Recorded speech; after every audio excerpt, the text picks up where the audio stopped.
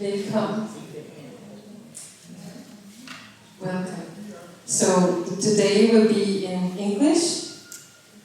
People will talk clear and with a very interesting topic of life and how to stay healthy. So just a few practical information, and again, I cannot tell you how amazing it is to see all of you here. This is the first conference in Denmark on AyurVeda. So you can clap up yourself, maybe?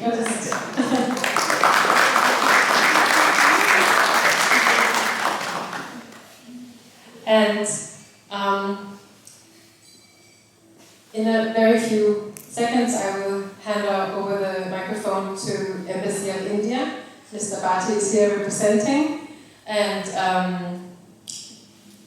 And then we are simply going to open up this wonderful day with experts, and we have many beautiful things to share. So, is it that, the first one? Just a reminder, and as we are talking here physically, people are also joining on Zoom. That's the way of the world now, which is very nice. So, there is a program here. Does it show on the screen? Is the screen visible? Is the sound audible? That's quite important. It is good. So there is a little update on the program. We actually got the exciting chance to include an amazing speaker as well, called Devan Shah. He will talk about Jyotish, about astrology and health. So you're really in for a special day. And by the way, if you haven't met me before, my name is Britt Kim, and I'm very honored to partner with Embassy of India on this topic that is close to my heart. So the first speaker on stage will be Mr. Gatra Bhatti. He's second secretary and in charge of culture and education. I've had the pleasure of working with Mr. Bhatti on many lovely occasions. And it's really an honor to have you here in the middle of a very busy program. Have any of you tried working at an embassy or in a ministry? You will know that you really only have top people working there because you have to have skills and flexibility. So basically, a yogic person. But welcome, Mr. Bhatti. Please come up here.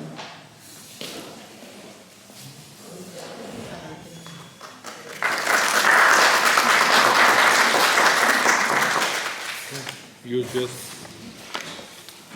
Thank you, sir. Thank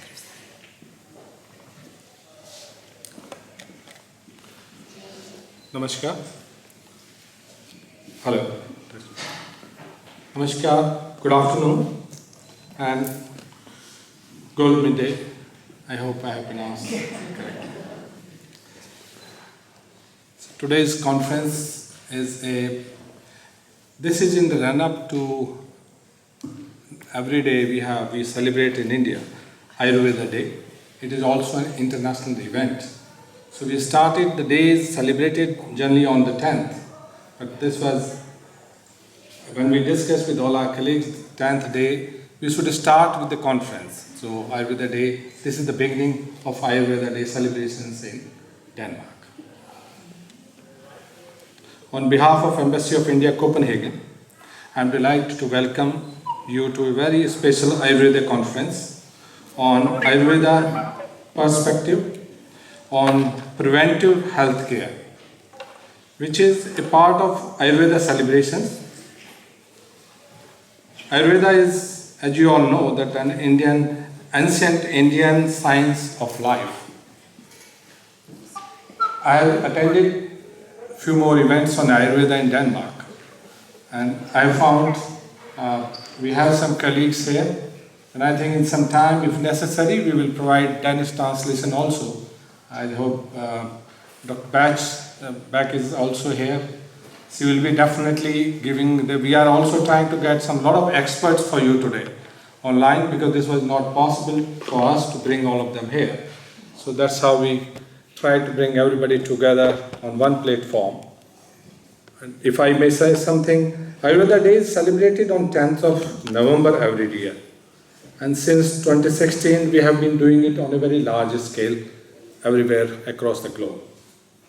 And 10th day is a special day where it is called Dhanvantri Jayanti, popularly known as Dhanteras, associated with good health and wealth.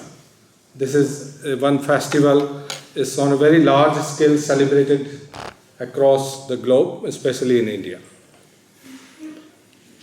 The theme of this year's Ayurveda Day celebration is Ayurveda for One Health, and with the tagline Ayurveda for everyone on every day. So the effort, but those who are practicing it, slowly we find it that Ayurveda we start including in every day whatever we are eating, we are doing. So Ayurveda, a little bit when we go, we start adding it to our life.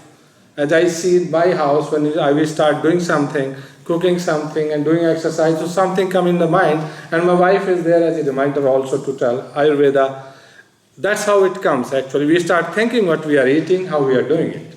So that's how Ayurveda comes in our everyday's life, every day.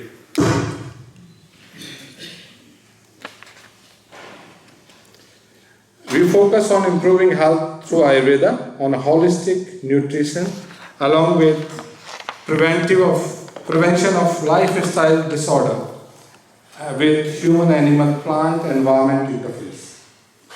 I am joined this afternoon by experts and practitioners in the field of Ayurveda who will share their thoughts with you during the whole session. We are coming in a couple of hours.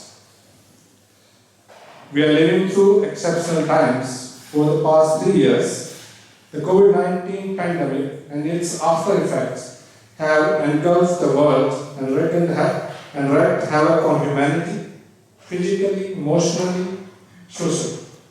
Millions have been affected and millions lost their life.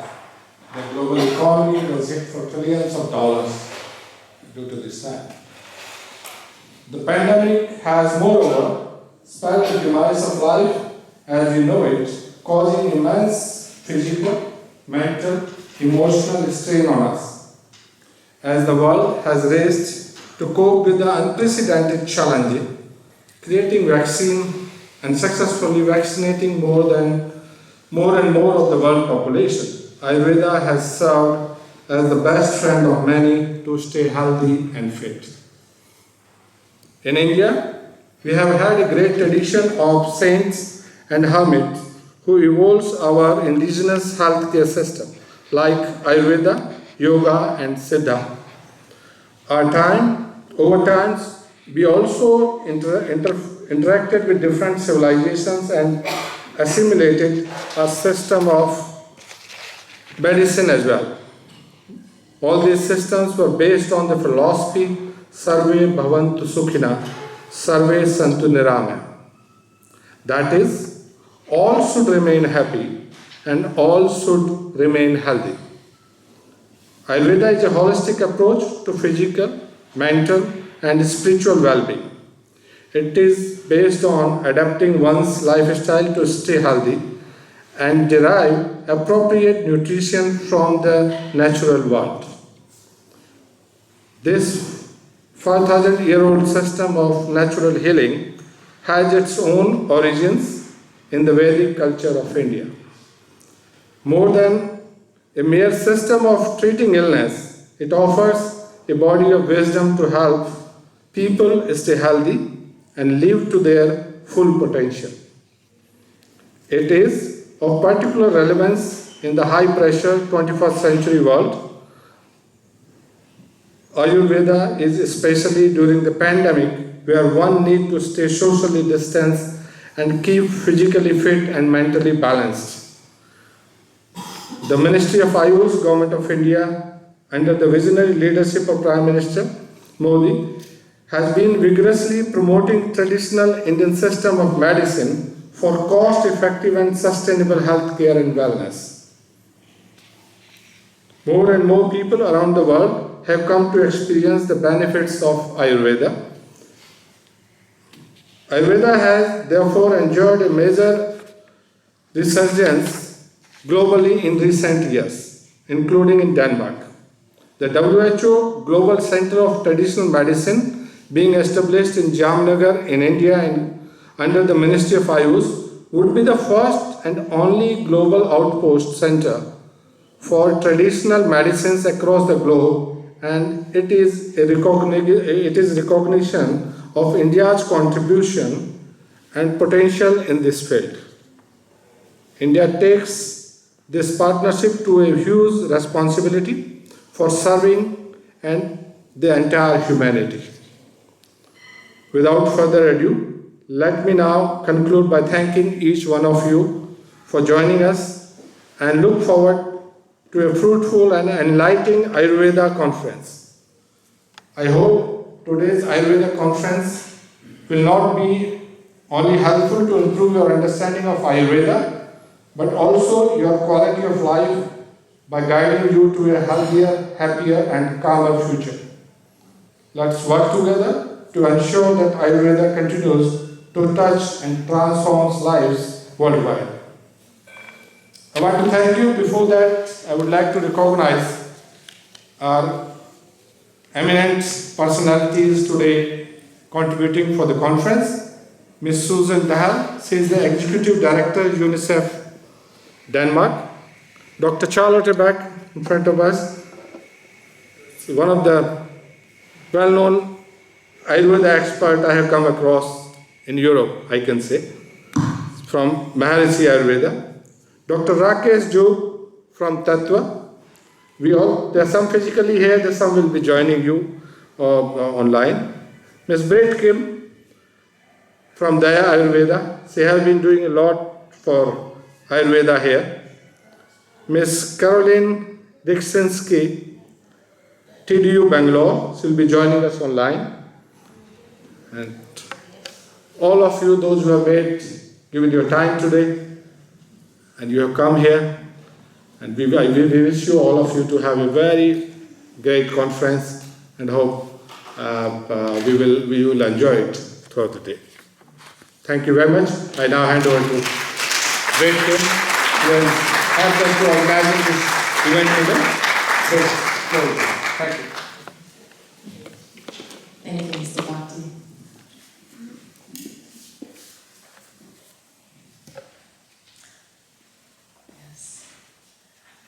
So, I will be giving you under the title Ayurveda from India, out of India to Europe. And Ayurveda is a vast field, and I love it. I met it 30 years ago, and it still keeps me focused, interested, and it's an amazing event. Sorry, I got a little confused. So, to honor the roots of Ayurveda, to understand why has something kept my interest from when I was 26 in university until today when I am 56 standing here in front of you. How is that possible? Something that can keep somebody interested enough to make it your life's career to actually dive into it. That is when something is universal. And something is here to enjoy and benefit all of us.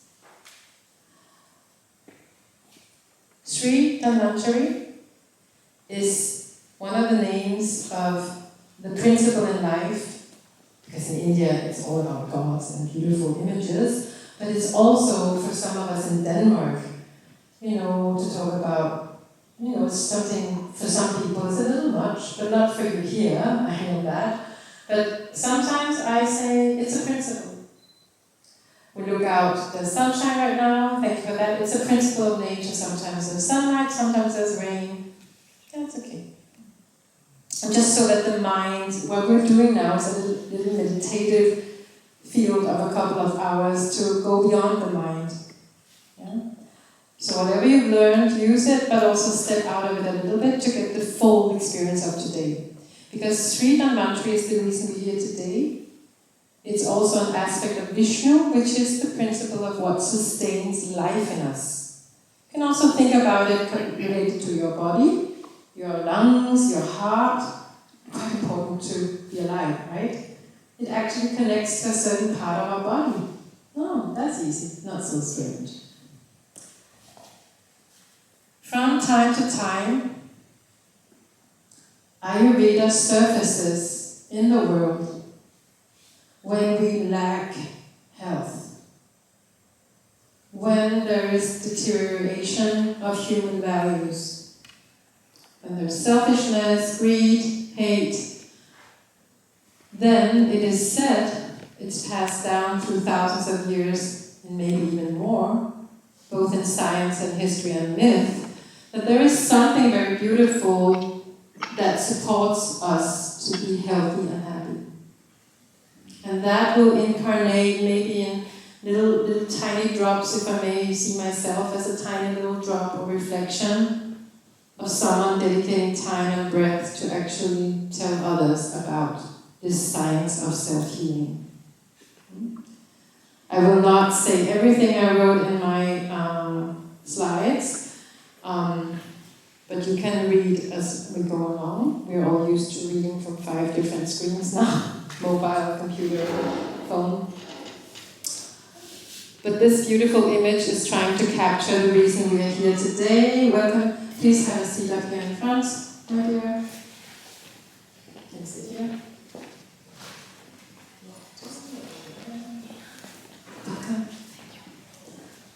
Yes, speaker and moderator.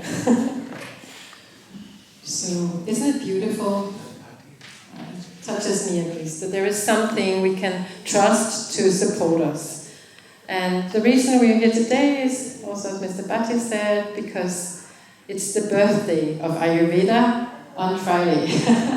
So, there's always an occasion to celebrate life whenever we enter this field.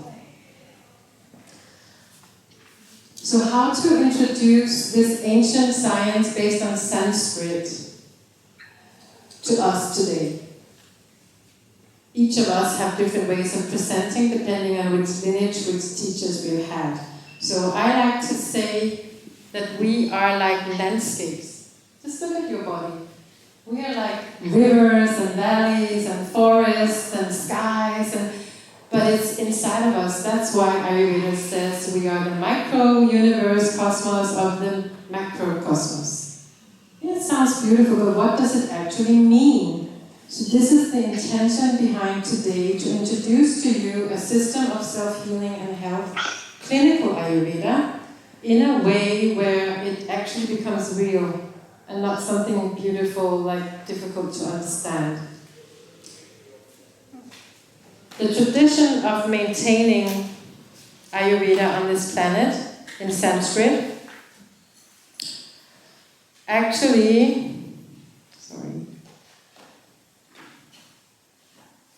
is passed down in Sanskrit, and Sanskrit actually activates our subconsciousness.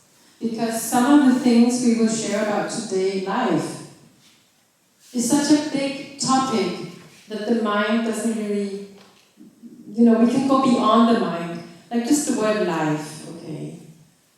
But like health, what does that mean? Swasta, okay? And like this principle of Dhanvantari, of AyurVeda, something that sustains life. Have we learned this in school?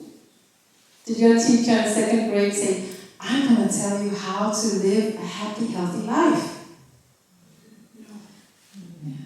I mean, some teachers were really nice and shared things, right?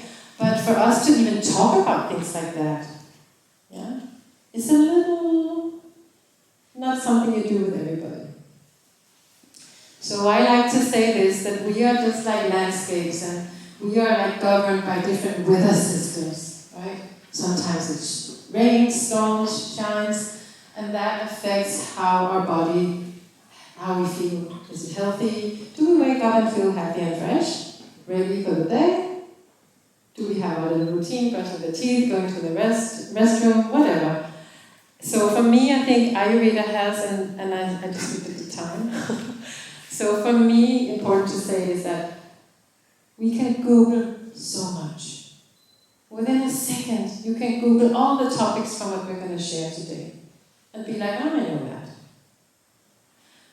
But what is really healing is when we take a rest from the mind and we dive into how does it connect to our body, to our breath, to our mind. How do we do it in our daily lives? Because that's when Ayurveda comes to life again. That's when it resurfaces here to support us human beings. So there's less suffering and more ability to self-heal and do good for others. Then I wrote some different things here. Yeah, it makes sense. I'm just going to take a few more minutes here. So the heritage and myth of Ayurveda is that it actually comes from one of those principals who were meditating or who had a mind that was like a big parable that received all this, could look out and suddenly understand Ayurveda. And then there's this tradition, so we're in the field of myth and fairy tale and actually history, that it is orally transmitted. So all this, today, if you read a magazine, ladies' magazine, saying if you know your type, vata, pitta, kapha, and then you eat accordingly, you'll be healthy and happy. No, but I mean, we have to start somewhere. That comes from a lineage. Humans have in all traditions said to be the connection between the earth and the sky. What we are in, our body that is governed by the weather systems, water, wind, fire, And then there is a bigger principle, the universal principles. That's basically what it is. So there's a beautiful story that this is something coming from God knows when, so many years back, that we lost track. But then we call it the Lord Brahma. And it is passed on. This is just for you to just read. I'm not going to put everything into words. But you get the picture. And then we become more concrete, because if you look at the last sequence of what I wrote, Ayurveda has been mentioned like 60 different herbs, Dravya Guna is called in Sanskrit, has been mentioned in all these ancient libraries, understandings, gatherings, collections of knowledge. And how to, like even surgery, medical treatments, So this is a very long tradition that has been oral, but then has been gathered and written down. One of them, the first one, is called Agni-Vesa. He wrote it down. And then Charaka Samhita, who's very often referred to as the first Ayurvedic doctor, he gathered, restructured this knowledge. And we have a lot to thank them for, because a lot of Ayurveda has been lost. But somehow it resurfaces again. You can just look up here. Again, I won't put everything into word. But Ayurveda is very much near to what you might experience or expect from going to your doctor. Oh, I have something with my nose. I'll go to my doctor.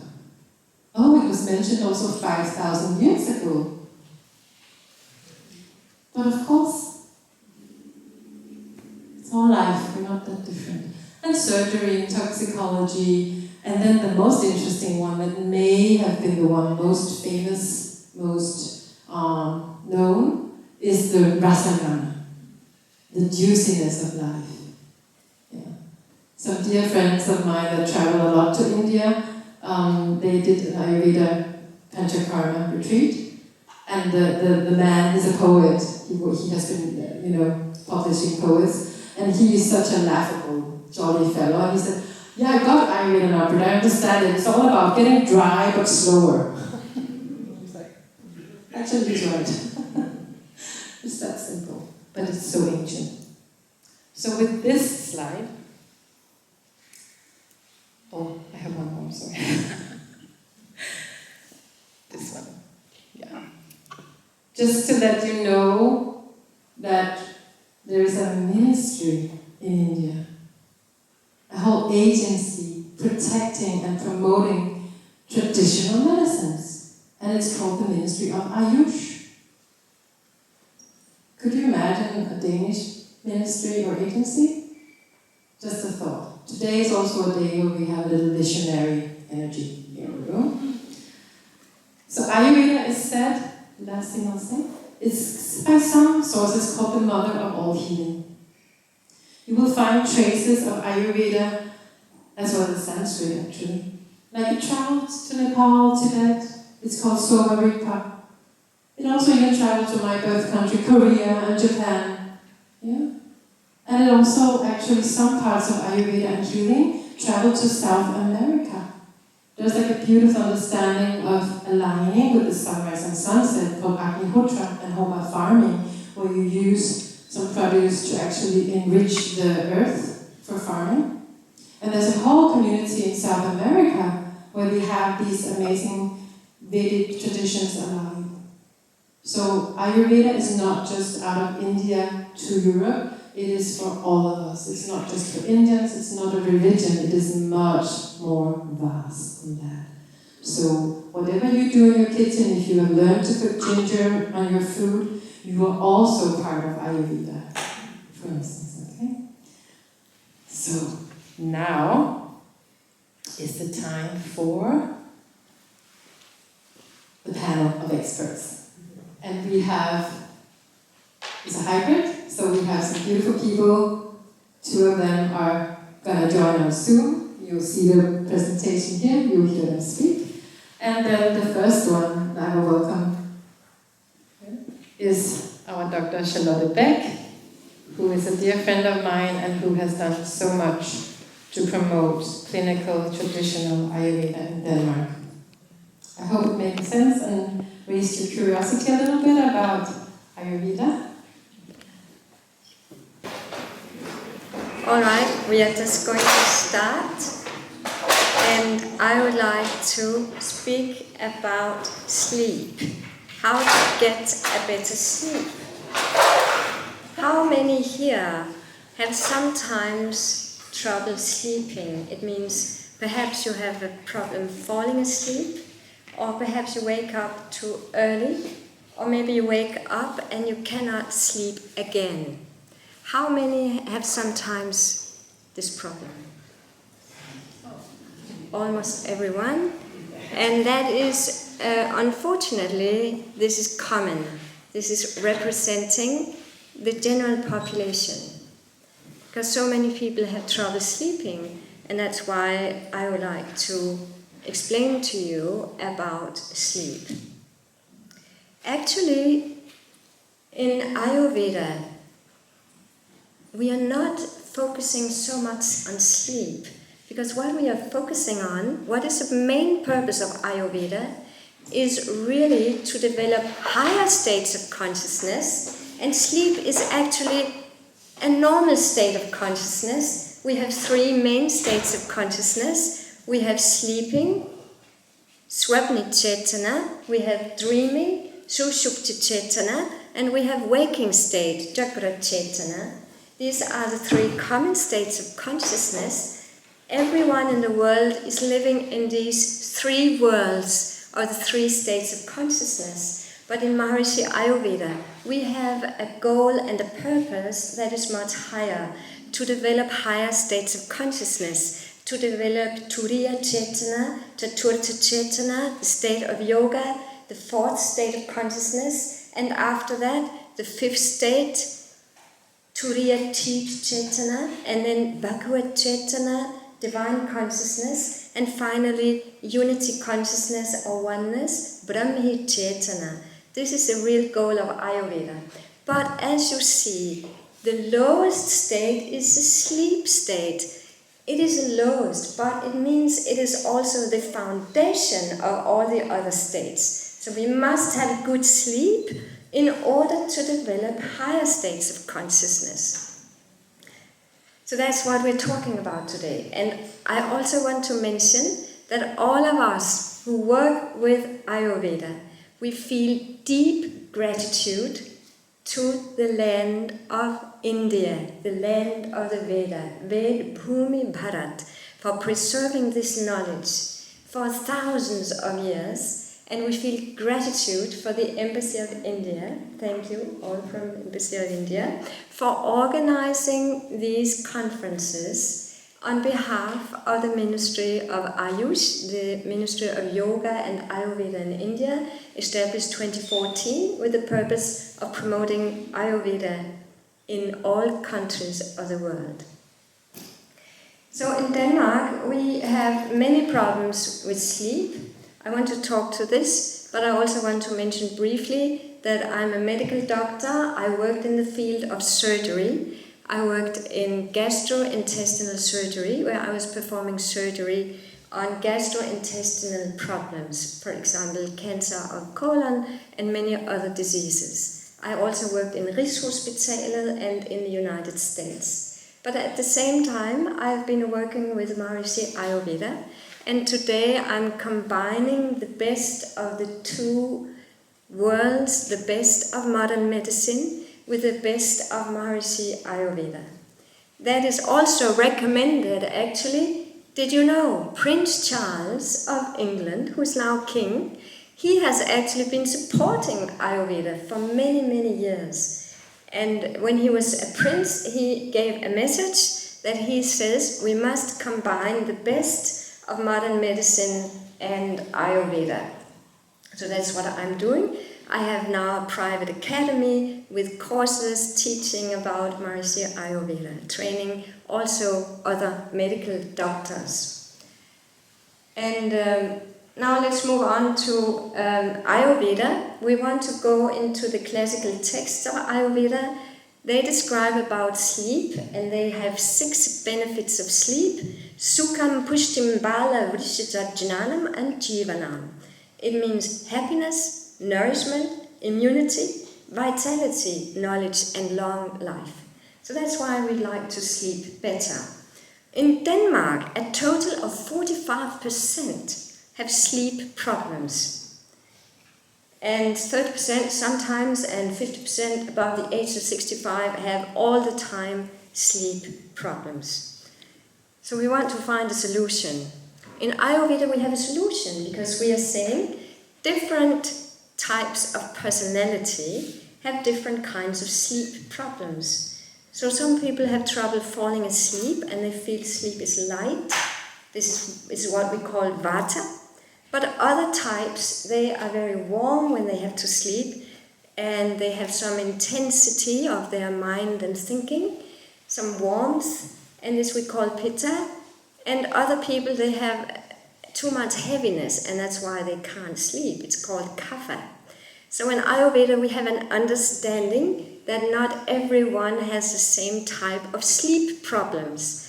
And we have basically 3 kinds of sleep problems: Vata, Pitta, Kapha, lightness, warmth, and heaviness. And for that it means we have also 3 kinds of solutions. So let's move on to the 3 kinds of solutions. How many here feel that their main problem is lightness? It means you feel too light, you feel sleep is very light, you don't get very deep sleep, or you cannot fall asleep at night. Let's see how many. Yes, this is what we call Vata sleep problem.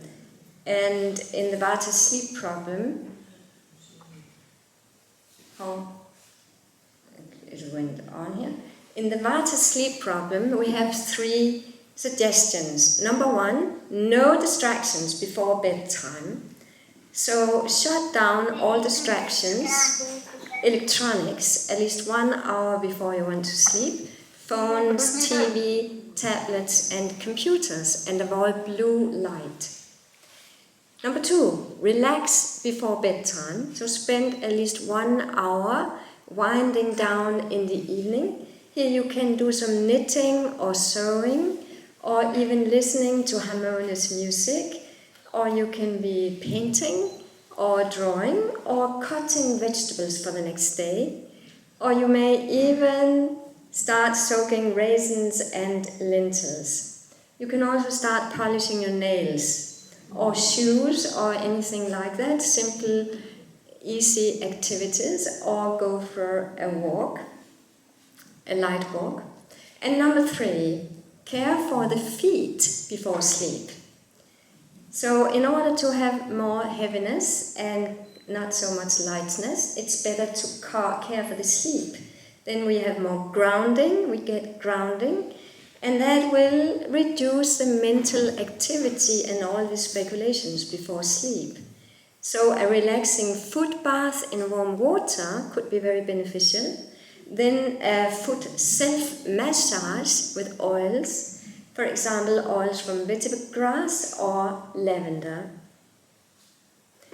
Now, the next is, how many could have some problem due to warmth? You feel warm at night, or you have too much focus, like you are thinking of planning what you have to do, and work-related thoughts coming about 11 o'clock to 12 or 1.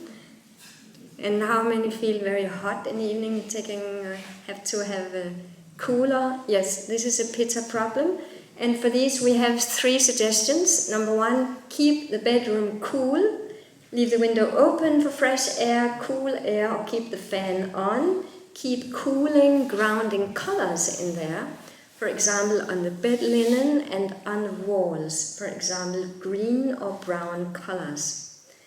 Number 2, refresh yourself with beauty. Because beauty has a balancing and cooling effect on the mind and the emotions. So listen to quiet, harmonious music, classical music. Take a lukewarm shower, and then you spray rose water on the tonic, on the face and on the feet. And then you can apply lavender oil on the feet. Number 3, get sufficient nourishment. So for these, they need to have warm, home-cooked meals during the day, enough nourishment. For example, lasagna with nuts and seeds, a vegetable lasagna. And before bedtime, they can take golden milk with cardamom, turmeric, coconut sugar and ghee, clarified butter. And they should limit caffeine and not after 7 p.m.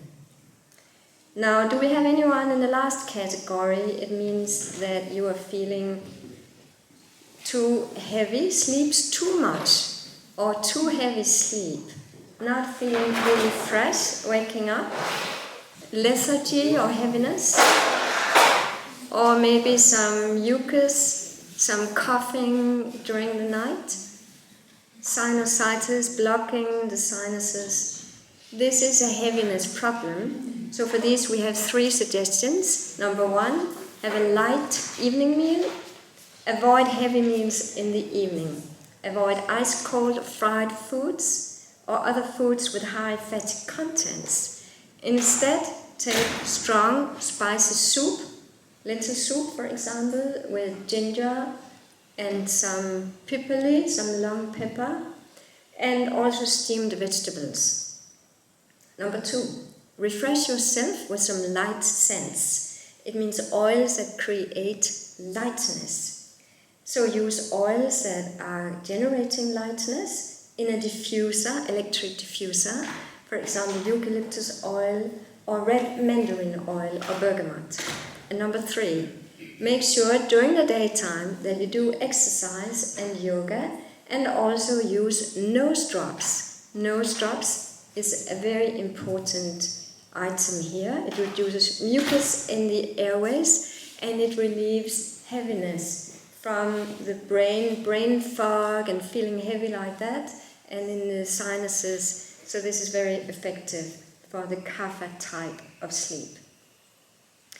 Now, do we have any evidence of all this? Yes, we do, because the evidence in Ayurveda is based on 3 levels. 1, scientific research.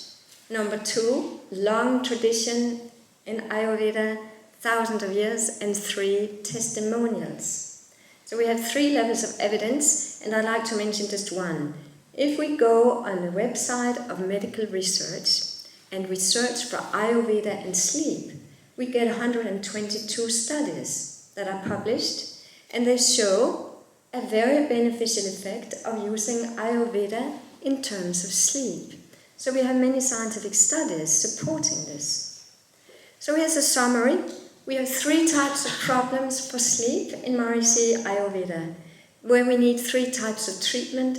The Vata, lightness, needs heaviness from warm oil and bath. Pitta, the warmth, they need cooling from music, pleasant fragrance and nourishment. And Kapha, heaviness, needs lightness from early rising, light essential oils, exercise, yoga, and nose drops. And now a conclusion is that we have actually 45 to 50% in Denmark who suffer from sleep problems. Maharishi AyurVeda provides the solution to better sleep, resulting in more happiness, nourishment, immunity, vitality, knowledge, and longer life. So apply this and you will feel much better with your sleep. Thank you.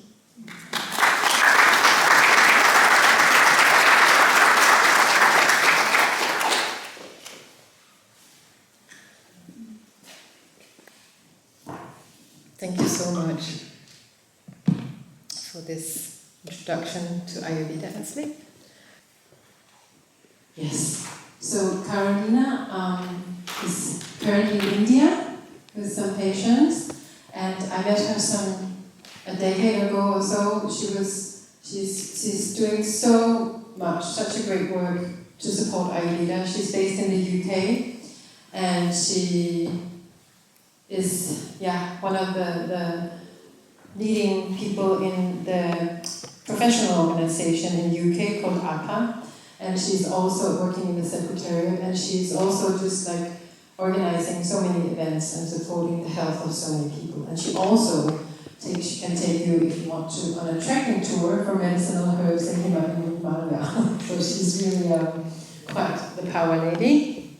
Is that me? So sorry. And then I'm gonna see if she's ready. And then I'm actually gonna make her host. So now I hope she's ready. She's there. And then I will just... No, you can do yourself, my dear. Let me see, I'm gonna go speaker. Not me, but you, right? I don't know. Am I audible? Yes. Perfect. Hello, everybody. First of all, thank you very much, Brit, for all your effort putting this event together. I know it's not easy. And thank you to all the speakers and also the audience for joining in on this auspicious occasion. I'm joining from India, so apologies for not being in person. I would love to be there. I'm going to speak briefly about the subject of cancer and integrative oncology and a proposed PhD project that I'll be starting very soon. I'm going to share my slides with you first. So, I'm actually a cancer survivor, as it's called, which is what has led me to go deeper into the subject. And I'm also an Ayurvedic practitioner, so naturally these two fields have combined itself. So first of all, I want to present 3 research questions that I'll be working on, just for your reference. So basically looking at how integration of Ayurvedic principles, and that starts also when we are not diagnosed yet with any condition, but living Ayurveda on a daily basis, can have impact on the treatment outcomes for cancer patients and survivors. It's very important to know that people who actually survive the cancer, in majority receive it again, and how to continue a lifestyle, how to change our diet, how to change our habits so that actually the disease doesn't have a permission to come back. It's very important to know that, and Ayurveda can do a lot in that awareness.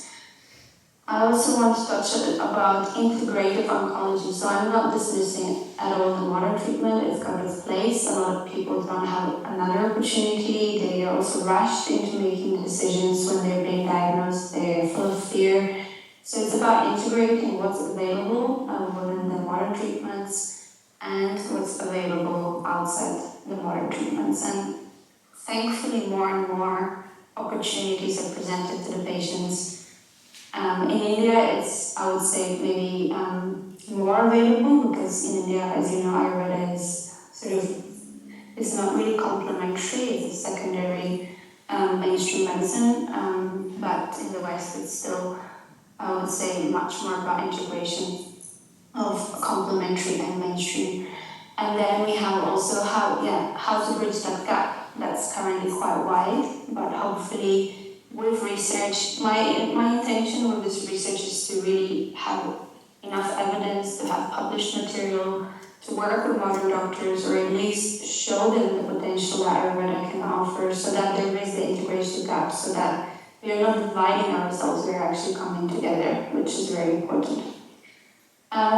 So what is actually, this is a quite nice definition of integrative oncology that was printed in one of the Oxford University journals.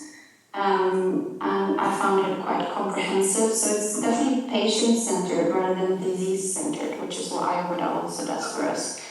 And it's very important to know that it also looks at the mind of the patient and the natural products and lifestyle modifications.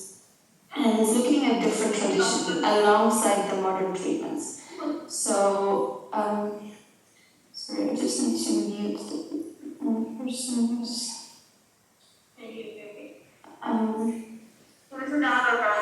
Birgit, are you able to mute for me? I'm trying, but I can't since you're the host. Okay, sorry about that. Okay, now it should be fine. So it's basically utilizing different traditions alongside conventional cancer treatment, and it looks at also prevention. So all of us should be thinking about preventing cancer rather than waiting for the diagnosis. And Ayurveda also is very good at signposting us to symptoms that might be occurring in our body that should be alarming us before we actually go and get diagnosed. So that's very important to look at your body as it is now, rather than kind of pushing it to its limits and waiting until it's too late. Because the statistic, for example, in breast cancer, which is the area I'm working in, is 1 in 2 women, so every second woman, and it's potentially having this diagnosis. So it's a lot of us. So prevention is definitely very important. And I just want to look at how Ayurveda actually knew a lot of things that were coming into modern medicine much later. For example, in 1924, Dr. Warburg has discovered that all the cancer cells have altered metabolism in the mitochondria. So they're basically the malignant cells are not functioning correctly, as we know already now, but it's relatively late discovery.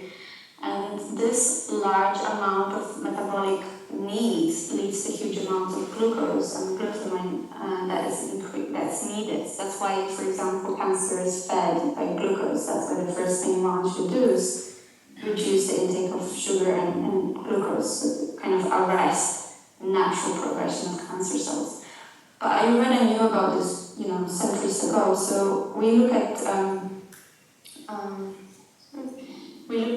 a little small unit in our body called Jiva Paramanu, which is basically the smallest particle that all of us have. Due to the toxicity, which we call in Ayurveda ama, in our tissues that are called dhatus, so in all our body, the toxic load that might be accumulated over many years, and if the body is not cleansed regularly and is not looked after and is under a lot of stress, a lot of wrong foods, a lot of pollution, like I mentioned, or pesticides, etc., chemicals coming from all directions, and eventually the intelligence of the cell, of this Jiva Paramanu, is getting corrupt, and that leads to the multiplication, which then in turn leads to the development of tumors. So Ayurveda, in its ancient texts that go back centuries, will describe that, so there's basically disturbance in the cell metabolism that in modern medicine has been kind of written about quite recently, and the Nobel Prize has been given only in 1931, so it's not even 100 years back.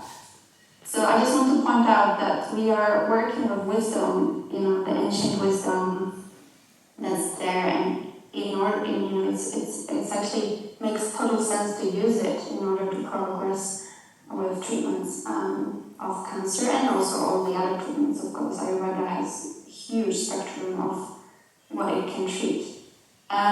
So there is, in cancer, we are working with genetics, definitely metabolism, and also the abnormal cells signaling, so the multiplication.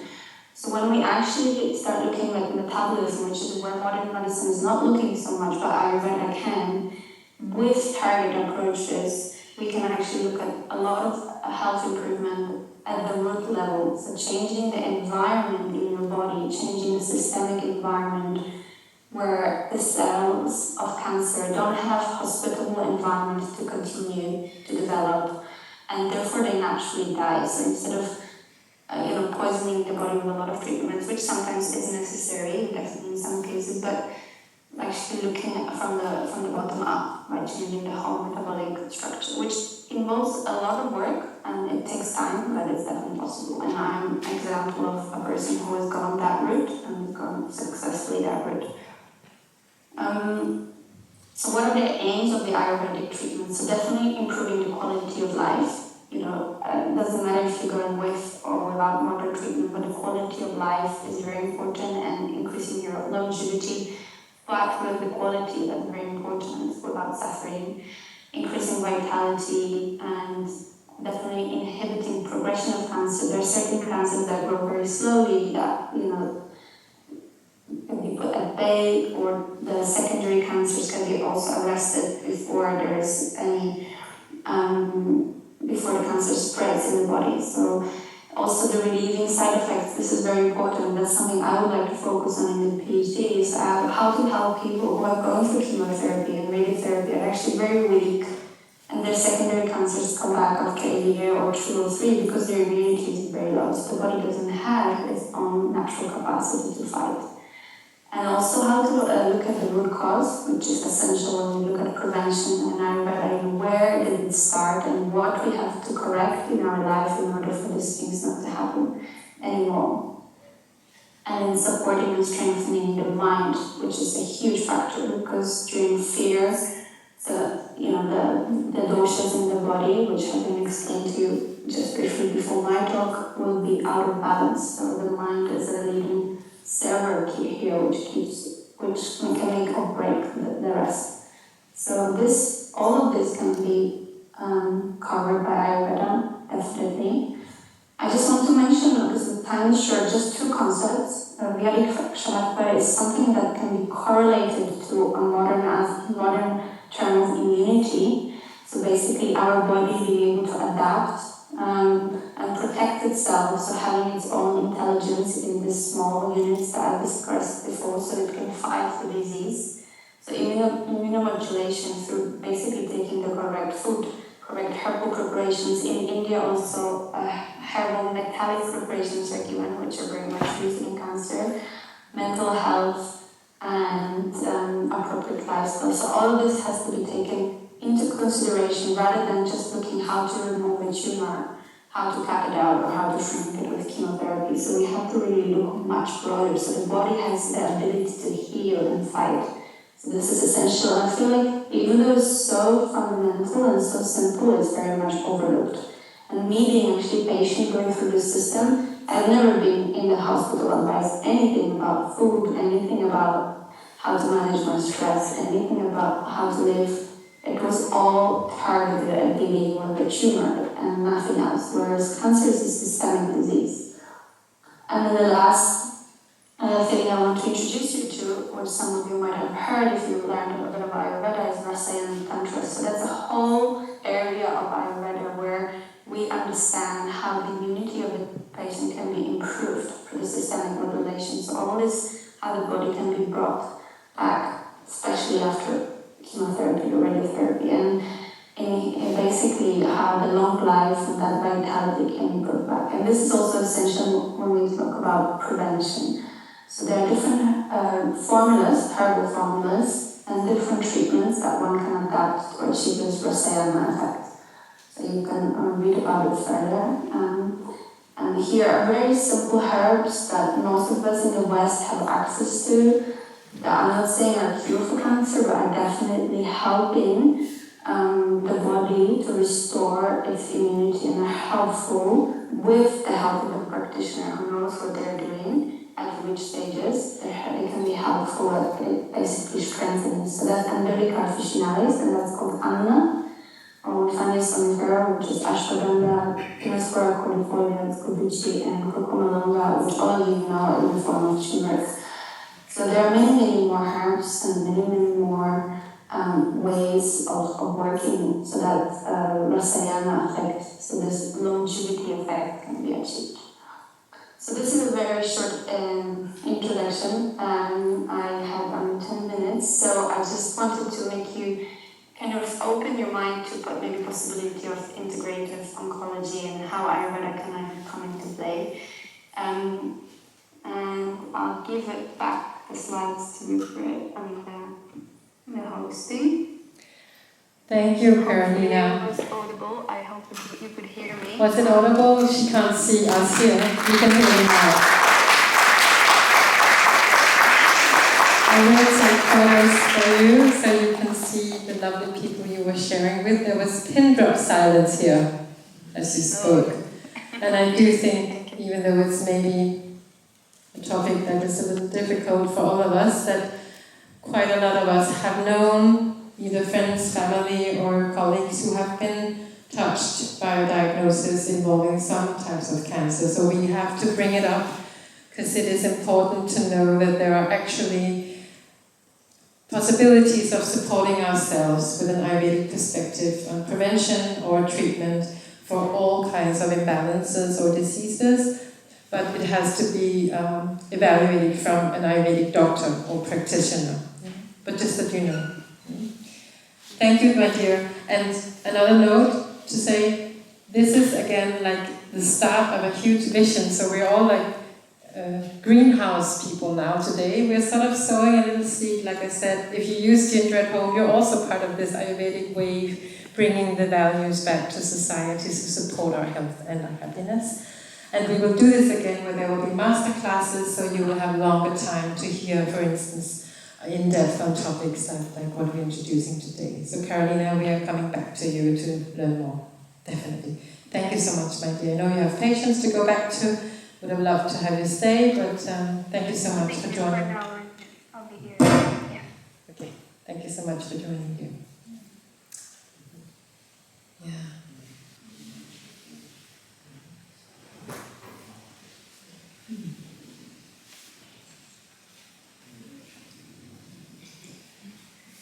Yes, I'm here. You're there. Lovely. Great. So you wanted to share a presentation? Yes. I will make you host now. And yes, this is our lovely Dr. Rakesh Sobe. Maybe some of you have met him already in Denmark. He was here physically 2019, I think, 18, and sharing around. Yeah, and travels also and gives calls, readings and things. Right now he's based in Romania? In Hungary. In Hungary. So sorry. So, and you just traveled back to Hungary from India, so thank you so much for joining us. And you will be sharing on the lovely understanding of what is dosha actually, what is subtypes of dosha in a clinical sense, how is it related to our physical health. Yeah? So the word is yours. Thank you, Kim. And yeah, I would usually I thank the organizers at the end of the presentation, but today I really feel like thanking and congratulating you as a part of representative of AyurVeda and the Indian Embassy in Denmark, because you could get such a lovely panel of the experts on Ayurveda. And the knowledge that they have shared is very important and relevant for present life or the scenario that we are in. I'll quickly share. Yes, so I'm going to talk about doshas and sub-doshas in clinical practice. Usually when we study in Ayurvedic colleges, we study about the theoretical aspects of doshas and sub-doshas. But we don't pay too much attention in how to apply that in clinical practice. So today, in short, we will see how we can use this knowledge in our clinical practice. So, yeah. If you remember, in Ashtanga there, the most popular textbook of Ayurveda, it is said that Rogastu Dosha Vaishanam, Dosha Samyam Arogata. So all the diseases and health is completely connected to and dependent on doshas. So health is maintained through doshas, and diseases, they originate because of doshas, and the healing happens because of balance of doshas. So my name is Vaidya Sope. I am an Ayurveda doctor. I am basically from India, and I did my BMS in India, Hellerup, from Sri Ayurveda College. Then I did my MD in Vietnam. I am also an Ayurvedic meditation and breath workshop teacher and yoga trainer. And presently I am working for Sri Karpa Hungary. So we need to see how the involvement of doshas and subdoshas happen in the manifestation of the diseases. So there are two ways of understanding any disease. One is a simple way. So you see what is the major involvement of dosha. Is it vata dosha, pitta dosha or kapha dosha? Simple. And then you see next step, is it with ama or without ama? And then you treat ama first and then you balance the dosha. So that is a different sequence. Now I am going to take the example of headache. So headache could be because of vata dominance, pitta dominance or kapha dominance. Now let's take the example of vata dominant headache. So once you figure out that okay, here is the dominance of vata, then you can find out what is the samprata or what is the pathology of the disease. Then you can track the person is drinking cold water or he is not covering his head when he is going in the cold. And then you can find out the reasons or the causative factor and then how it is manifested. The second way to look at it is a bit deeper way. Then we see the subdosha involvement. Now you find that vata is involved. So what kind of vata? Is it apana vata or vyana? For example, apana vata, if it is involved, then you track the samprapti accordingly. So what are the reasons for apana vayu imbalance and how we can bring it back to balance? Or what are the reasons for vyana vayu imbalance and then how we can bring it back to balance? So there are two ways, and then we will see which one is better in next few slides. How it has been treatment plan. So again, simple way, you just treat the major dosha. You know it is vata is involved. You found a clear connection between the dosha and the symptoms or the result, and then you just treat the dosha. For example, in case of vata headache, you give vata balancing treatment. It could be oil massage, some Shirodhanga, or you can do Shuddhara or the Nasya, and some Svedana also can be done. But if you are planning to treat in a deeper way, then you treat the subdosha. For example, headache which is occurring because of apana vata, it could be because of, let's take the example of constipation. So because of constipation, the vata is not moving down the way it should. And then instead of going down, it starts going up, and then it creates headache. How is Vyana Vata involved? So when the Vyana Vata is out of balance, it creates high blood pressure. So when there is high blood pressure, then it creates headache. So for Apana Vaya involvement, then we do Anulomana treatment. So you can use some Haritaki, Triphala, Avipratikara Churna, these kind of simple herbs to make sure that the Vayu is moving properly, Apana. And if it is because of Vyana Vata involvement, then you give some Shamana treatment, some cooling down, maybe simple breathing techniques like Nadi Shodhana, alternate nostril breathing, or even Brahmari could be beneficial for them. Anything which cools them down, calms them down. So, what are the benefits of looking at the disease in this way? In a subtle way, if you go in a deeper way, if you involve the subdoshas. So it gives you more clarity, like what exactly is happening. Then you can choose more specific treatment.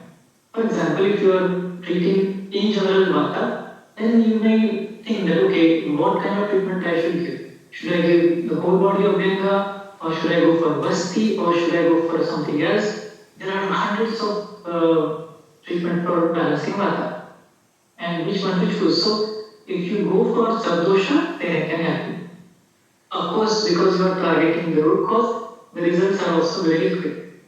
And satisfaction, of course, if you are a Pitta type of person, you would like to calculate, plan, and see like, okay, let me find out what is the root cause, and then you work on it, and when you see the results, then it gives you a big smile on your face of satisfaction. And what could be the challenges? So, to go this deeper, it can create some confusion. Like when you say that Vata is involved, which exactly is the type of Vata which is involved? Of course, with the help of Nadi Pariksha or pulse diagnosis, you can find it easily. But just with the clinical symptoms, it could be a bit confusing. Then doubts that I have diagnosed that this is because of Apanamata. Is it sure? Am I sure that my diagnosis is right? So these doubts can arise. And then deeper study and observation is needed.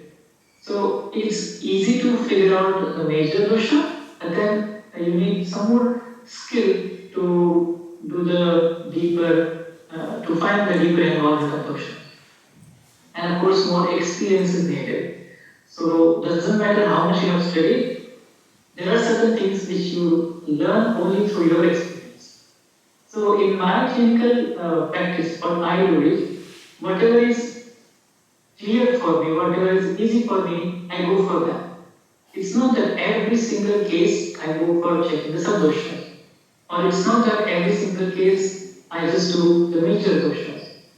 It depends on person to person and their problems and how easy and clearly it comes in front of you.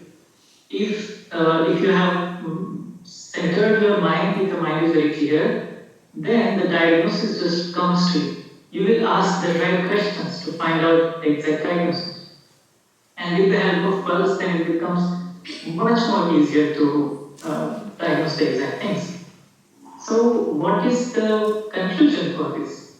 Which one you should choose?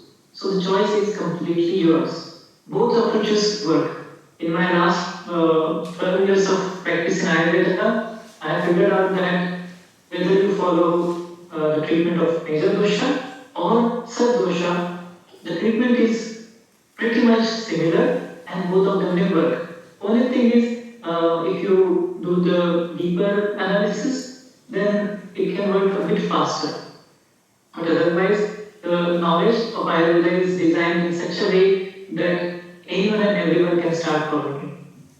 And then baby steps are needed. So if you want to jump into this aspect of practicing Ayurveda, you do it step by step, because if you suddenly want to jump into it, you will get frustrated and you will drop it. It is such a interesting thing and satisfying also. And then whenever you get some doubts or questions, you just consult your seniors. You can go to your teachers. You can see who is the senior Ayurveda doctor practicing there, and you can get in touch with them to ask, to discuss the cases. It helps a lot.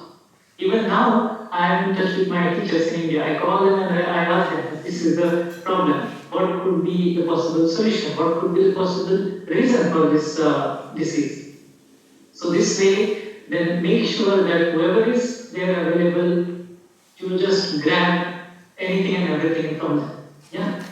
So with this, I would like to thank the Embassy of India in Denmark and even to Kim for organizing this and giving an opportunity to share my knowledge with all of you. And also, I would like to share that if you have any things that you would like to ask, any doubts or questions, you can contact me. You can get the contact details from Kim. And that's it.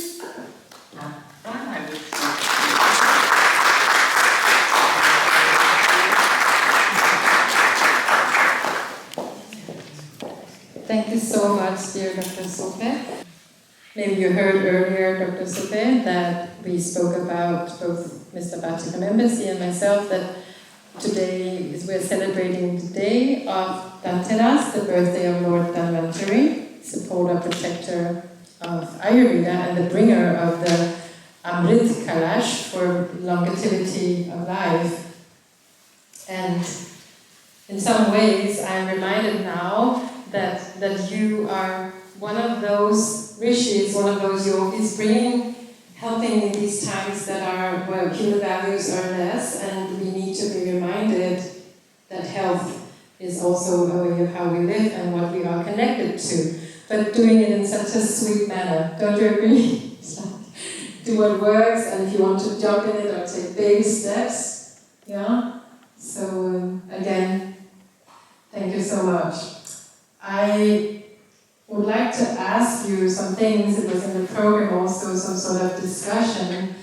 But thank you, Dr. Sobe.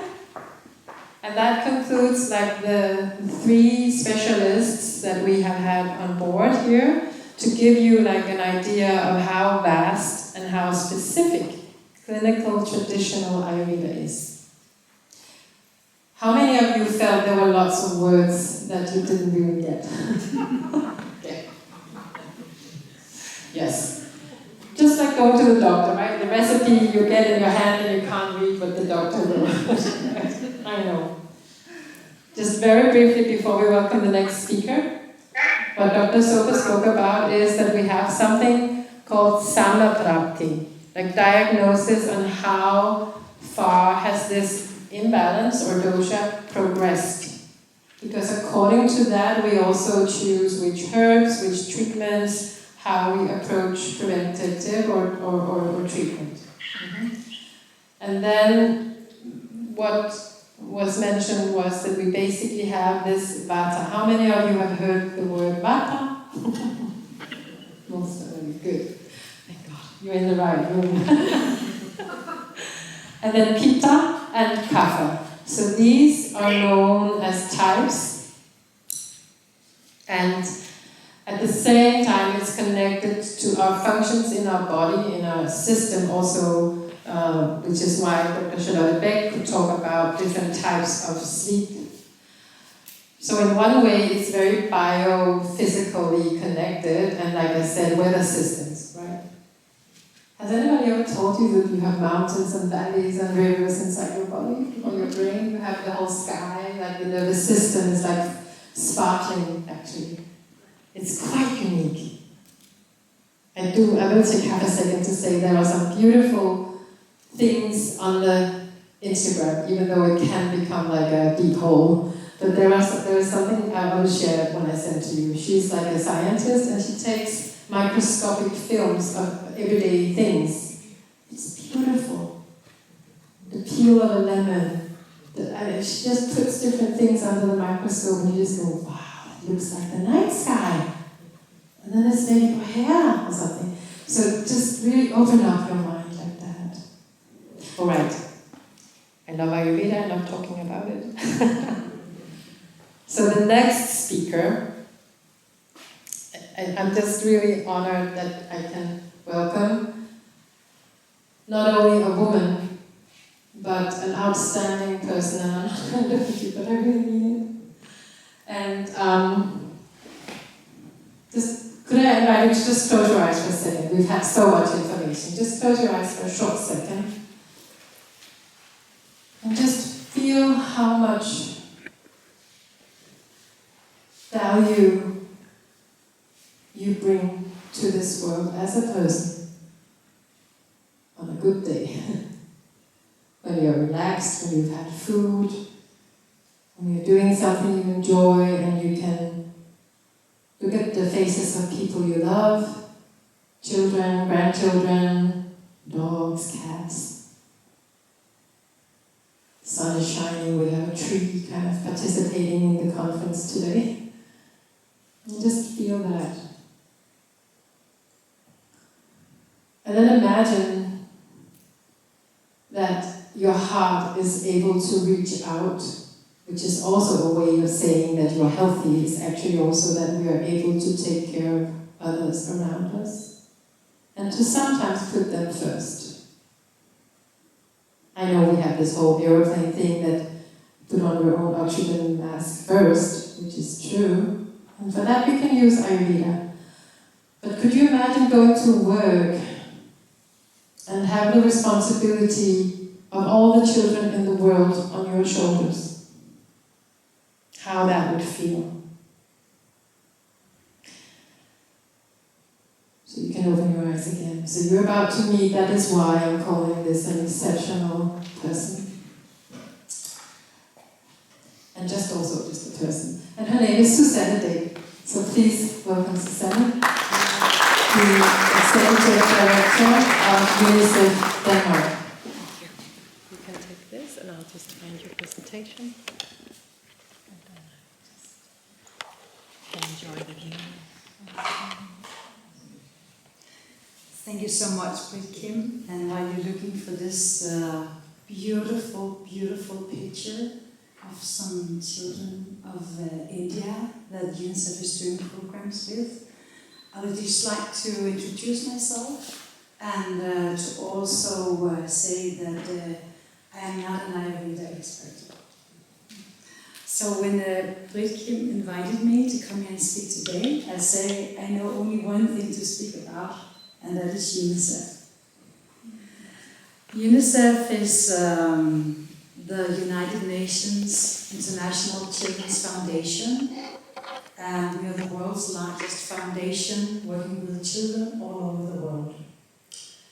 The foundation was established at the brink just after the Second World War, and it is interesting to think about that it was actually established in a time when there was a war in Europe. And thinking about all the children in Ukraine right now, I send them my compassion. It is interesting to think about that this was when UNICEF was established. It was a contemporary foundation that should bring help to the children of Europe after the Second World War. But it became a great success. And after helping both the children in Europe and also in Japan, it became part of the United States, of the United Nations organization. So AyurVeda and UNICEF.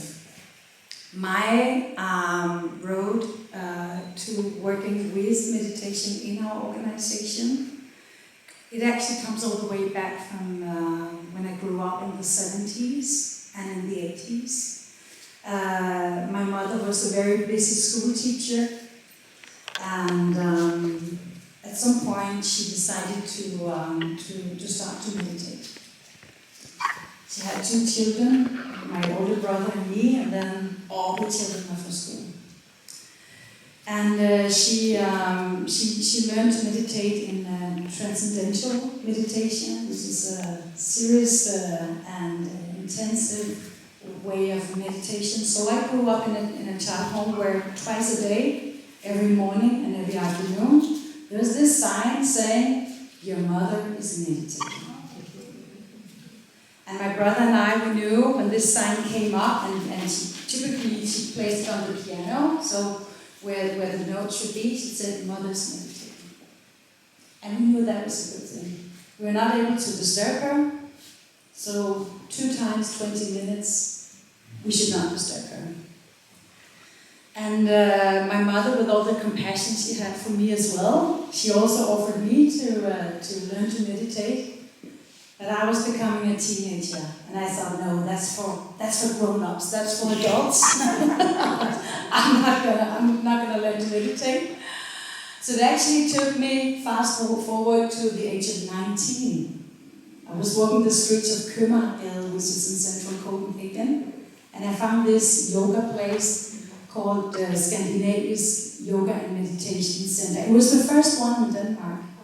Now there's several yoga studios. You can even go to Fitness World and take a yoga class. But it was the first one. And as some of you are noting, you might remember those orange mattresses. You might remember the sankalpas that we learned to plant. It was an ashram. So at 19, I started to do yoga, and it's been part of my life and my practice ever since. Moving us fast forward to the age of 42, I had 2 kids myself. I went through a hard divorce. I even lost a job that I really, really loved. So what does a wise woman do? I decided to go on a retreat. And I went to, in this case, it could have been India. I still haven't been to India. I would love to go on a retreat there one day. I went to Sri Lanka and I learned about AyurVeda. I am a Pitavata. I learned about how to dose my foods. I learned about medicine. And every morning a doctor came to check my pulse. And I learned that I don't have just one pulse, I have 3 pulses. And returning to Denmark, I went to my meditation studio and I met Bech. And I remember I was still out of job, and I remember sitting there, and it was just after a yoga class, and you can't leave the studio because you still, really enjoy that atmosphere there. And I met Bech, and I discovered you do the Ayurvedic treatments. With the oil. So I was like, do you have time? And you said, yes, when? As in right now? And we've been close ever since. And recently I was in a minor car accident, but nothing happened except from my nervous system. And the first thing I do is I call Bech to get Ayurvedic treatments.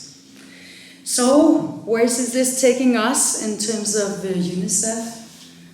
We work in a time with holy crisis. Talked about Ukraine just before.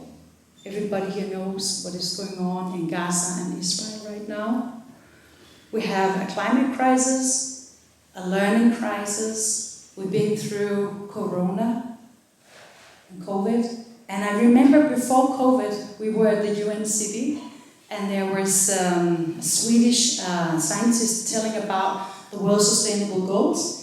And all the goals were going in the right direction. So more children got their vaccines, more children got their education. So only one of the SDGs were not going in the right direction that time, that was climate. But right now, most of the goals are going in the wrong direction.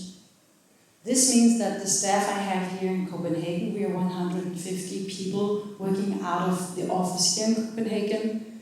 We also run the world's largest humanitarian warehouses, have hundreds of colleagues over there, bringing emergency materials like plum nut and school in a box to crises all over the world.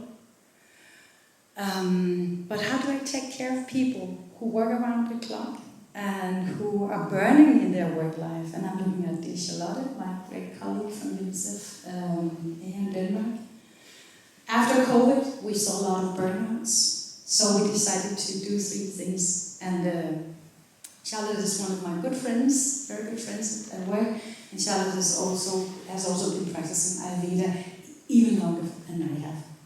So we decided to do meditation as part of our week. So every Thursday, we invite our colleagues to come and meditate with Charlotte.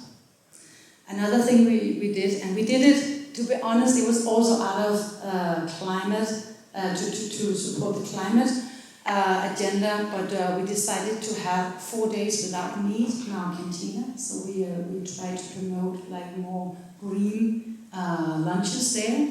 Can I just briefly? Who would love a boss like Susanna?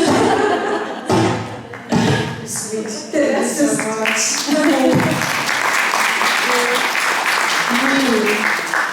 And we also, and Charlotte just reminded me on our way here, because I was like, what do we actually do? We said also we do mindful walks. So sometimes we go so there's a graveyard very close nearby our offices, and then we go there to do mindful walks, walk and talk. And all this is on a voluntary basis. So we're not trying to promote AyurVeda. I don't think we even talk about AyurVeda, but we do promote the lifestyle. The lifestyle. Yes, to prevent preventative. Good. And please also, and I think also this is it's great to have like a little bit of interaction. And maybe someone has some questions, or maybe we also talked about we could just like have a dialogue. We did actually a podcast. Yes, once. we did. It's in Danish, fortunately, but also to tell more about how we integrate these things in Indigenous of Denmark. I would love to continue hearing. I mean, I think it's amazing that in the middle of all these things you take time to come here, and that is like also just a statement of when you work as a person and suddenly, at least when you go to work, I know you're also just, going back to your sofa after work and kicking off your shoes and putting on some jazz, but to go to work, we all have a big part of whatever we do has a huge value in society, but again we have forgotten that we're all connected. Just like the water and the tea, like how many people are involved bringing water to make and the tea, to put a little cup of tea in your mouth? I don't know, 20, 50, 100 people? The farmers, the factory, the designers, it's amazing that we forget that we are so connected. So, to meet someone that then has whatever we do, if we remind ourselves, no matter what functions we have, that we actually have, which is also part of my Korean heritage culture. I used to do cultural training on Korea to mainly larger top-tier companies, but that you see me here, or Susanna there, but actually in Korea and also India, we are used to seeing one person, but kind of like Hans Christian Andersen's paper cuts, that then you sort of, you see. So right next to me, when I look at you with my Korean culture eyes, I see like 50 people. I look at you, but I also, have to deal with what is your culture, how are your parents, your friends, your colleagues. So we are never alone, even though if we're standing here alone talking, we're all part of each other like that. We're all connected. And one thing you said during our talk, and I think that became the title of the podcast, Build Back Better. Because I did ask you, how do you manage? How do you manage to go to work and deal with all these things and still remain such a lovely person? To be honest, to survive in a workplace, just a general workplace, we sometimes have to, I'm going to use the word shut down. You know what I'm saying? Maybe you call it differently. We sort of phase out, shut down. People are stressed over there. We have so much to do. I don't know how it's possible, And then some part of us shut down. We're not like we are if we're going to go for a beautiful birthday or, just yay! We sort of, oh God. And then you put on the stewardess smile. Yeah, okay. So, to be able to be so authentically you. And then I asked you, how do you deal with all these wars and disasters and children suffering? And then you said, what, we build back better. And it's true, that it's also the build back better approach is also something we talk about in development work in general. So whenever there's been like an earthquake or crisis or war, instead of bringing society back to the level where it was before, we see how might we, with our whole development initiatives, build it back to an even better level.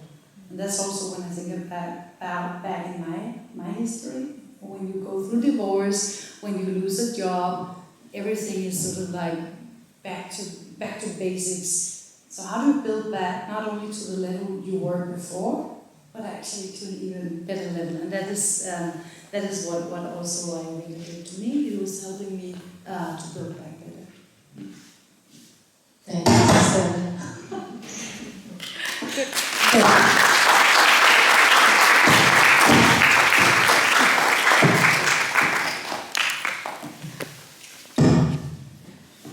So the next sort of thing on the program, because we updated the program a little bit after the program that was announced when you signed up, is that I actually got the chance to introduce you to close the circle, to part of the healing modalities of Ayurveda that are not herbs, that are not treatments, that are not meditation, but a sister science, you can say, on reading the planets. And it is from one of my colleagues and friends, but he actually pre-recorded it because as of now he's traveling from Asheville, the Ayurvedic Institute in the US, to Pune in India, where Dr. Lad is, my teacher. So he's on a plane right now. So I got a video from him and it is so beautiful. Hear from you now. Hear how do we build back better? How do we continue as individuals to take good care of ourselves, to take maybe some inspiration from what we heard today. I see many faces I know, and I see many faces that I know Bech, and also, all of us here. Maybe you didn't fall into that. Maybe someone here that I met through dog friendships. See, we're all, together, even though you only look at me now. So there is something in Ayurveda, in the Vedic wisdom, called sankalpa. How do we make a change happen? Has anyone tried to add something? Somebody said, this is good for your health. Oh, yeah, I'll do that. And then you do it and it feels great. And then what happens? Right? And then you're like, I'll start next week. That's the nature of the mind. Okay? We get interested in many things. So there is this wisdom of how the mind is the monkey mind, it's like the senses get attracted. That's nice. So there is this knowledge called sankalpa. So actually the intention behind today, and it has been a little interesting to plan this, but it hasn't felt like work at all, because it should happen now. So the intention is to make a change, to write a vision on how we all together can help relieve human suffering, can work together and individually to renew and promote the human values. Being kind, compassionate, not only understanding information, but actually making it into wisdom, the mind and heart together, right? The lion heart, yeah? The heart that is wise, or the mind that is a heart, that compassion. So, I'm not saying I know how, I'm just saying the intention, and some things don't have to be put into words. So just take just a few breaths together with me. Eyes open and closed. Just breathe and really become aware of the life, the prana, the nature, the weather systems, the rivers and the sky and the stars and everything. The miracle, I don't want to preach, but just looking at it, and again, like I said, if you look at a microscope, oh my God, I didn't even know. Oh my God, the lungs are working so hard every second. I didn't even think about that. So this is not religious or something, it's just looking into your body, like reading a map, but nobody told you how to read the map. Someone was happy with the body we have, someone is not happy with the body we have, someone likes the hair, the nose, somebody really doesn't like our ears. Oh my God. Just be at peace with the body as it is. Know that this is genetically something that was passed on to you from 7 generations away, and it will be passed on further through kids or through influence through your network, 7 generations ahead. So whatever peace you find will travel very far. And sometimes just hearing the word yoga, oh yeah, that's nice, it's something nice. or hearing the word, being reminded, oh, AyurVeda. Don't know what it means, but it sounds nice. Oh, it means the knowledge of life. Oh, wow. I want some of that.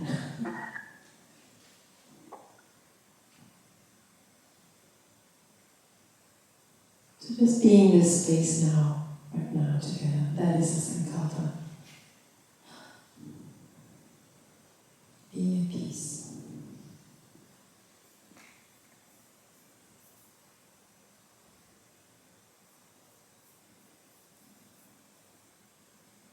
So I will take a little rest. I will just find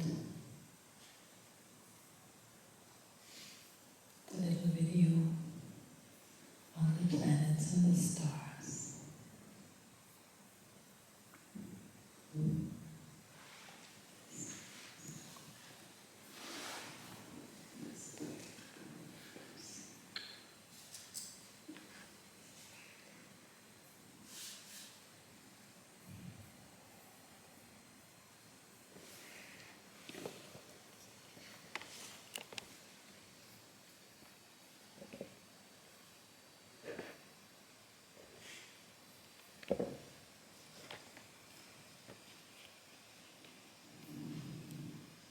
So, Devang Shah is what is called a Jyotishi. He reads planets and stars, and the title of his talk is called Vedic Astrology, Cycles of Karma.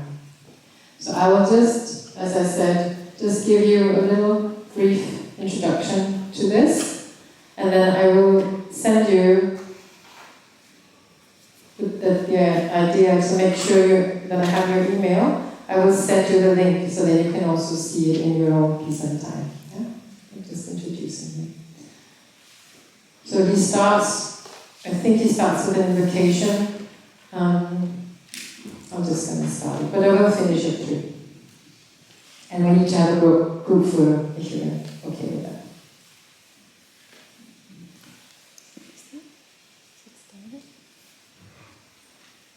And the sound. Oh my god, the sound. There. It's on. Okay, that's fine. Like this. Okay. Minutes provide a little. Okay. All right. Hi all, welcome. Really excited about this opportunity to dive into Jyotish a little bit for AyurVeda Day. Thank you to Britt and the rest of the organizers of this wonderful program. Hope these 15 minutes provide a little insight into Jyotish. Before we get started, I'll do a quick invocation. Om Ganapva Ganapatim Avamahe Kavim Kavinam Upamashravastamam Jeshtaran Brahmanaspata Anam Shrivannu Tibihi Siddha Sadhanam Vakratunda Mahakaya Suryakoti Samaprabha Nirvignam Kurume Deva Sarvakaryeshu Sarvada Siddhi Buddhi Shakti Sahita Shriman Mahaganadhipataye Namo Namaha Nirvignam Kuru.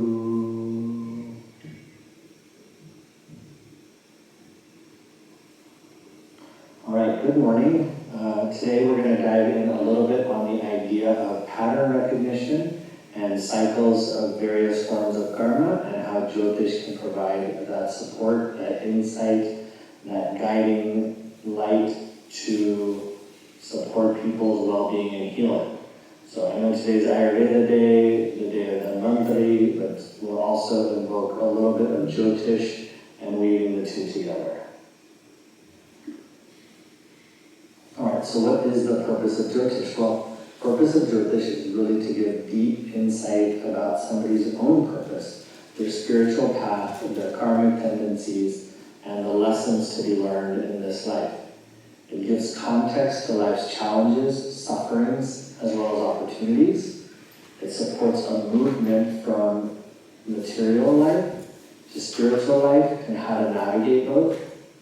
It supports the ideal time to initiate things, and how the cycles of my own karma, as well as the world, are most influential, most open, and beautifully you can interweave Jyotish and Ayurveda to really allow and enable people to achieve their highest potential.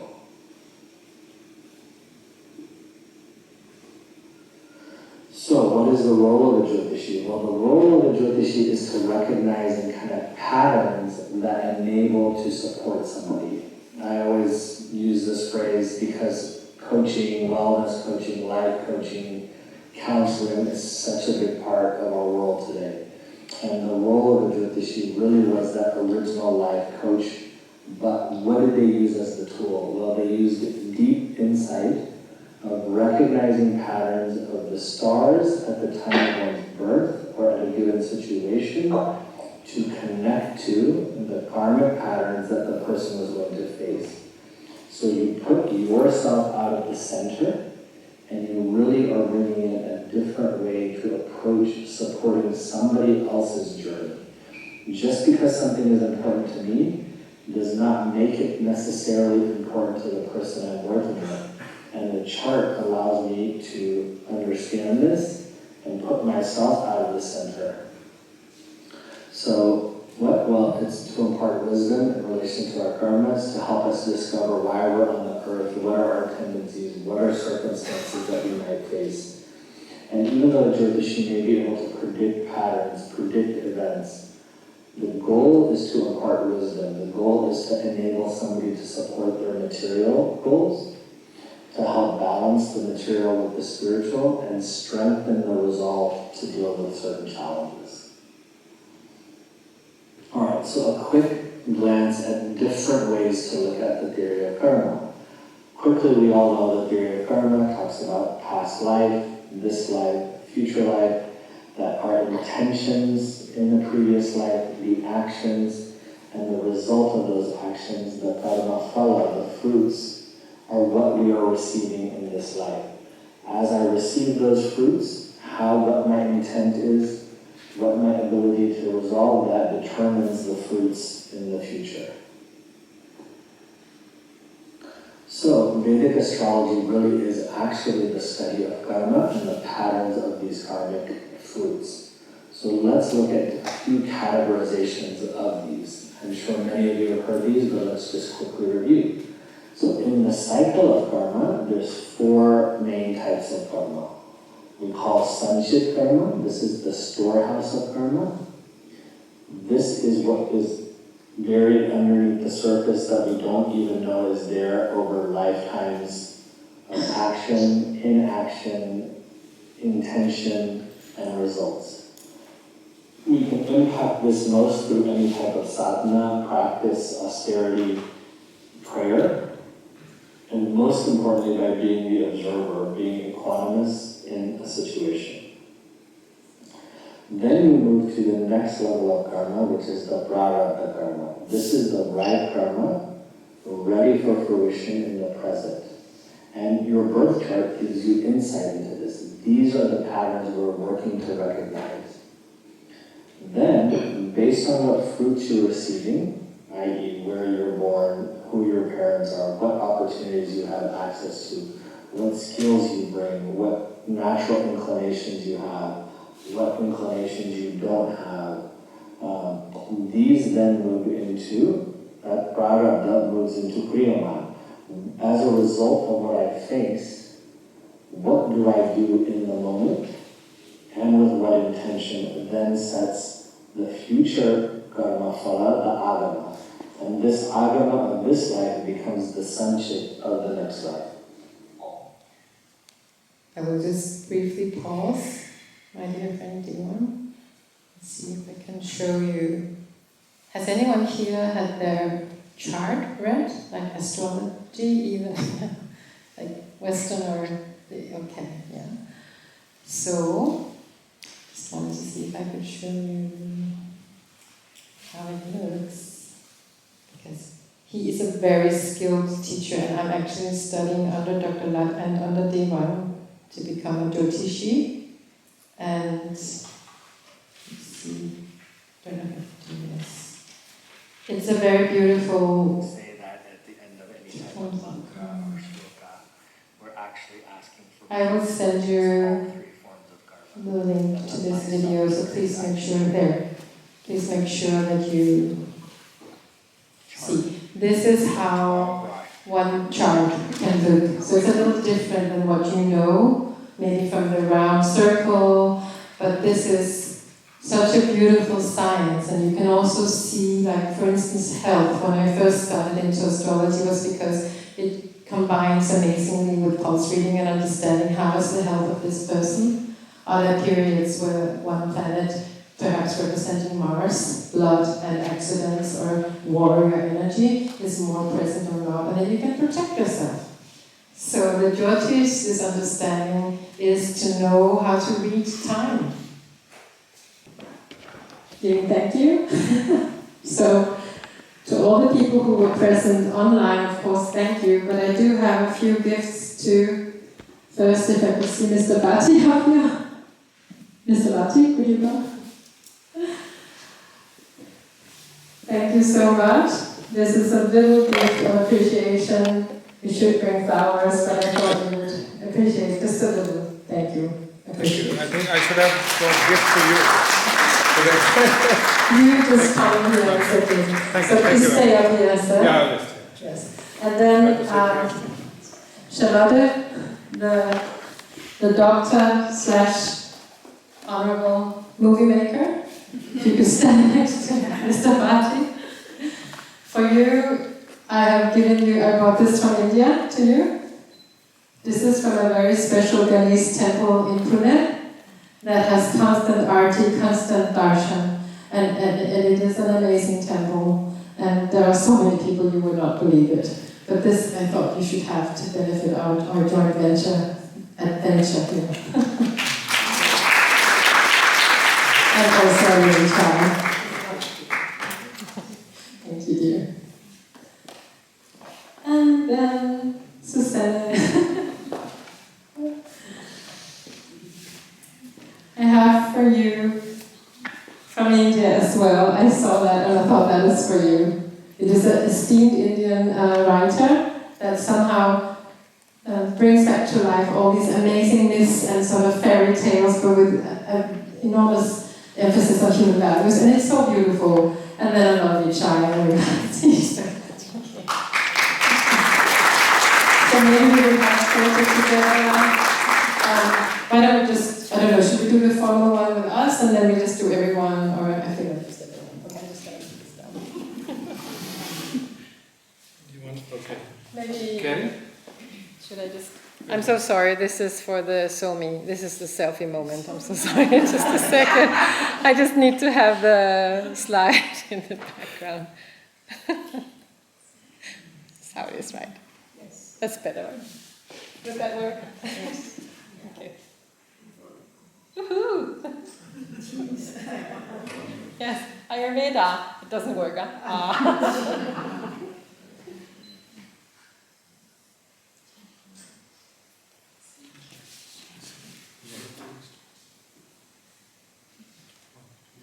And then the group photo. So where do we do the group photo?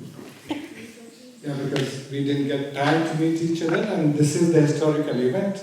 Having the first conference, we should all have in the background. That's my idea. And the rest we leave it to everyone. So once again, allow me to thank you all for your time, your makeup today from your busy schedule, and all the esteemed panelists, those who came. It is really something means to all of us. And as I came to know a bit from learning all of this, although I am being part of or have some influence of AyurVeda here and there, it's just a big ocean down. What about the small point we learn every day? If we hear 10 things and we can implement 2, what suits to us, it really make difference to our life. So, big takeaway also for me also, I have heard it, maybe everybody enjoyed the conference today. And we would like, my ambassador, somehow she's not here, she would have been here. But we will discuss that we try to make it a regular and annual event. That is what she wanted to make it, give it a big post, and hope we will have another opportunity very soon. And thanks again, Bech, for your special efforts. And of course, Dr. Charlotte. I can't say much about you, the more we speak, every time, she herself in all Ayurveda yoga events, and she is the one who motivates with her presence itself. So thank you very much for all your, thank you. Thanks, and maybe we want to have a family photo. I don't know. Yes. Why don't we, please? Let's I think come. with this, we make it historical. Everyone is ready for that. Only the bridge equipment. Pastor, you can close your... Let me just see. I'm going to end this soon now. Isn't this lovely? Okay. So then, thank you all who joined on Zoom. This will be the end of this for the day. And stay tuned. Please feel free, everybody, wherever you find it. Recording stopped.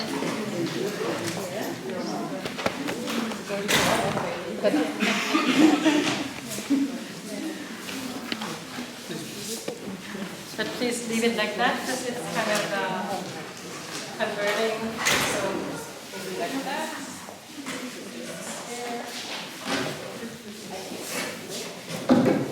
I request everybody, please, we will figure that. Come on there. Please, we can make one or two.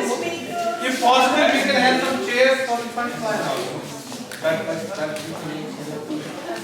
We don't have two places. Yogis from the back.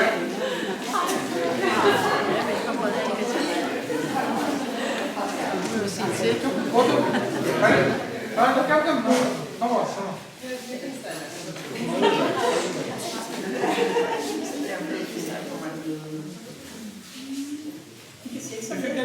Can everybody be in the photo or do we need to stand all the way back? Don't mind if someone wants to take a chair, a few chairs. Do we all fit or do you have to do like a panorama? And I have to have it open because it's saving the time.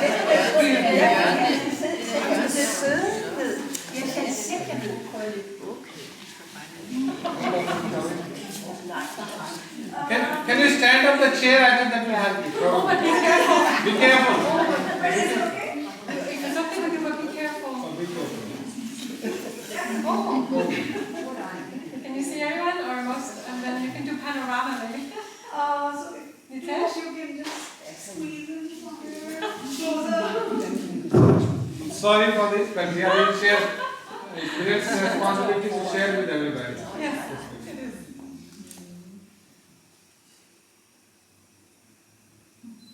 Everybody say cheese. Cheese.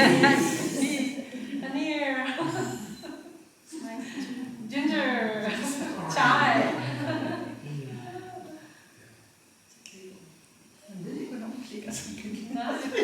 Can you get everybody or just some of us?